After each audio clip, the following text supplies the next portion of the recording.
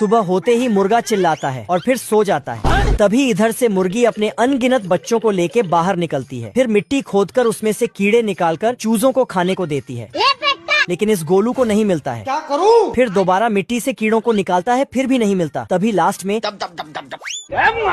गोलू उसके पीछे भागता है। तभी हवा का दिशा बदलता है और मौसम खराब होकर तूफान का रूप ले लेता है और बारिश के बादल भी आ जाते हैं।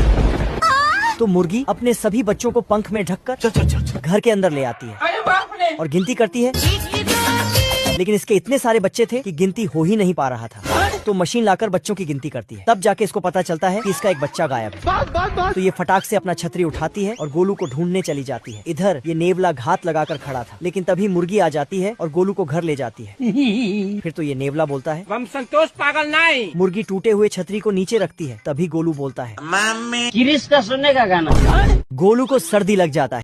सुबह होते ही मुर्गा चिल्लाता है और फिर सो जाता है। तभी इधर से मुर्गी अपने अनगिनत बच्चों को लेके बाहर निकलती है। फिर मिट्टी खोदकर उसमें से कीड़े निकालकर चूजों को खाने को देती है, लेकिन इस गोलू को नहीं मिलता है। क्या करूं? फिर दोबारा मिट्टी से कीड़ों को निकालता है, फिर भी नहीं मिलता। तभी लास्ट में तो गोलू उसके पीछे भागता है।